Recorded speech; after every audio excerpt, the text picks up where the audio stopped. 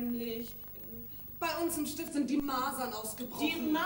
Die Masern? Ja, stell dir vor. Das ist ja sehr bedauerlich. Ja, mir tut es auch furchtbar leid. Ich bin doch so gerne da. Ach, es ist ja auch ein wundervoller Aufenthalt. Dieser herrliche Park. Ja, Tante, der hat mir auch immer am meisten Freude gemacht.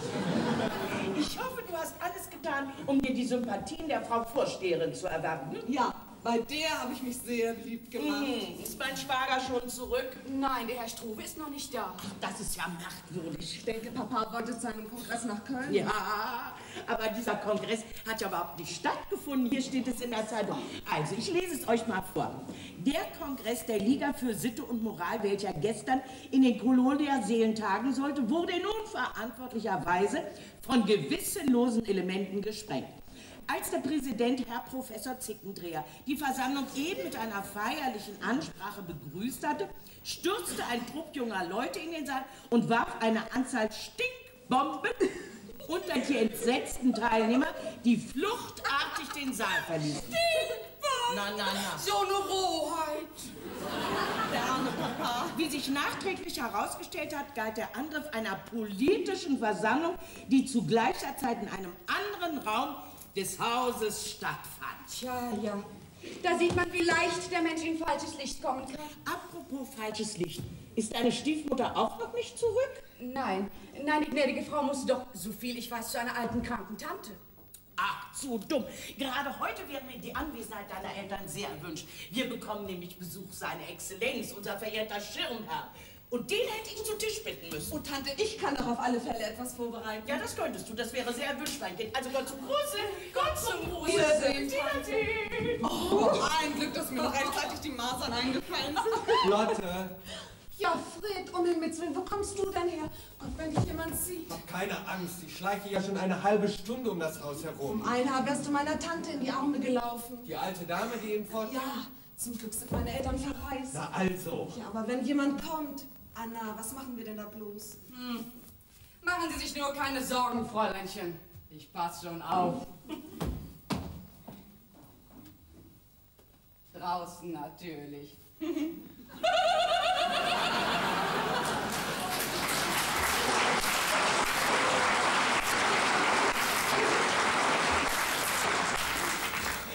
Meine Geliebte. Ja, um Himmels Willen, Fred, du hinkst ja. Ich bin so scheußlich runtergesaust. Ja, wo denn? Na, beim Rückzug über die Parkmauer. Oh, mein armer Schatz. Hast du dir sehr wehgetan? Nein, es hat mir gut getan. Dafür bekommst du einen Kuss. Herrlich. Au!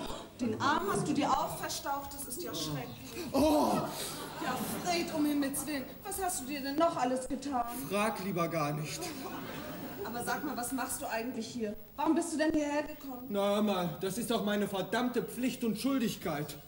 Ich kann mir doch denken, was die alten vertrockneten Spinatwachteln für ein Trara aus der Sache machen werden. Dann wird ja alles über dich herfallen. Aber ich halte meine Hand schützend über dich. Oh, mein armer Schatz. Es macht nichts. Ich werde vor deine Eltern hintreten und ich werde ihnen sagen. Ob ich mal mit essigsaurer Tonerde versuche? Ich meine, ich werde ihnen sagen, ich liebe ihre Tochter und ich bitte um ihre Hand. Fred, du bist ein Charakter. Gott sei Dank. Aber was wird deine Familie dazu sagen? Mein einziger Verwandter ist ein Onkel. Dem habe ich einen langen Brief geschrieben und ihm alles gebeichtet. Und wenn er mir seine Einwilligung verweigert, dann... Dann brennen wir durch. Jawohl! Unsere Liebe kennt keine Hindernisse. Keine! Das heißt, über eine Mauer springe ich nie wieder. Fräulein Lotte? Ja? Fräulein Lotte, eben kommt der Papa von der Bahn. Um Himmels Willen, Fred, tu mir einen Gefallen und verschwinde durch den Garten. Er darf dich vorläufig nicht sehen, er hat ja keine Ahnung. Gut, ich gehe. Aber ich komme wieder. Leb wohl, mein Schatz. Ja, leb wohl, mein geliebter Schatz. Oh nee. Wie sieht das aus? Nee.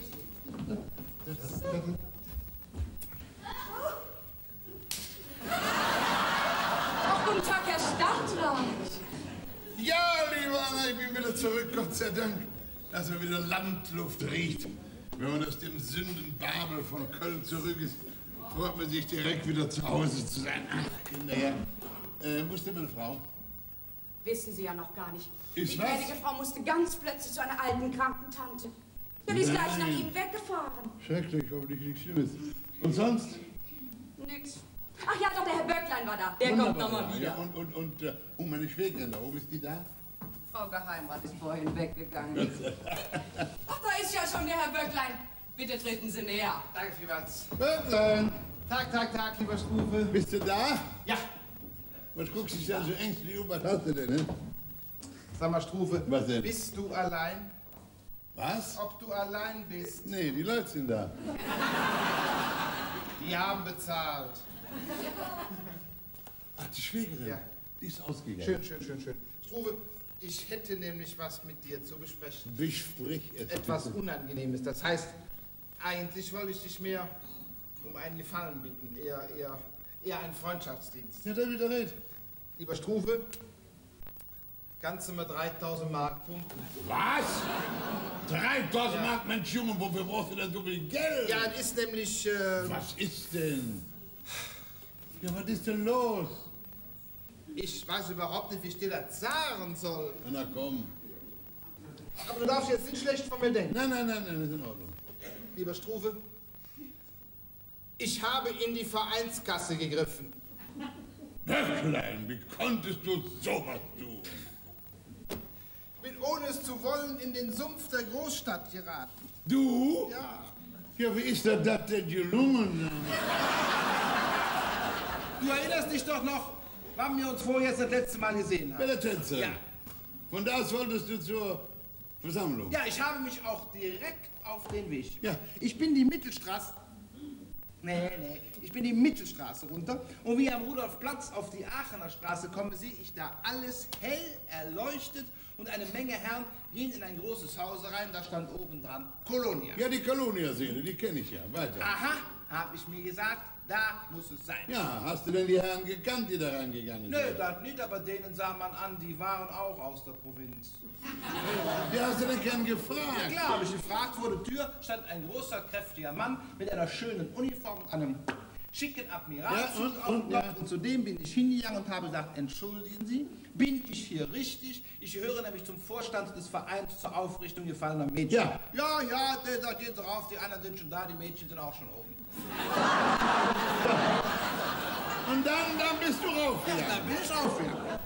Oben kam mir ein Kellner entgegen und den bat ich, bitte führen Sie mich zu Präsident Zickendreher. Und dann sagt der Kellner, der ist heute ausnahmsweise nicht da, aber vielleicht kommt er noch, gehen Sie ruhig schon mal rein. Und da bist du ruhig reingegangen. Struve, da war vielleicht was los. Nein. Musik hat gespielt, die Leute haben getanzt und da hatte ich das Gefühl, ich bin nicht im richtigen Lokal. Du hör mal, was du da erzählst, habe ich das Gefühl auch. Da stimmt was nicht. Ja, ich wollte ja auch direkt wieder gehen, aber ich habe mich so geniert, weil die Leute guckten mich all an und feixten und. Ja, da habe ich mir auch ein Flasch Wein bestellt. Ach ja. Kaum saß ich am Tisch, setzte sich eine sehr vornehme Dame zu mir und sagte, na Kleiner, du bist wohl nicht von hier. Nein, habe ich gesagt, ich komme aus Simmerath. Da sprang die auf einen Stuhl und rief in den Saal rein, Kinder! Laut. Kinder! Der Onkel aus Simmerath ist da. Und da hat die Musik einen Tusch gespielt. Im Nu saßen ein Dutzend Mädchen um mich rum und alle riefen, es lebe der Onkel aus Simmerath! Ist das wahr? Ah, Ich hab ja nicht gewusst, dass wir Simmerater so beliebt sind. Aber wie Jeck. Im Rubbelgedupp stand bei Pullen Sekt auf dem Tisch. Alle stießen mit mir an. Ja? Da musste ich doch mit tun. Ja, natürlich, ja. Und dafür schickt der Verein dich nach Köln, nicht? Ja, ich hab gedacht, das ist auch eine Gelegenheit, die Sittlichkeit zu heben. Und hast du mitgehoben? Ja. Einen am anderen. Oh ja. So eine Zacke habe ich in meinem ganzen Leben noch nicht gehabt. Ist wahr? Wie ich wieder in mein Hospiz gekommen bin, ist mir heute noch ein Rätsel. Du, hör mal. Aber das kann doch nicht alles 3000 Mark gekostet haben. Nee, die 3000 Mark habe ich für was anderes. Oh, das ist aber toll. Erzähl mal. Wie ich am nächsten Morgen wach werde, Ja? mit so einem Brummschädel, Ja? da steht auf einmal ein Mann in einer Dienerlivree vor mir und sagt, er wolle die 3000 Mark abholen für den Brillantring. Ich sage... Ja.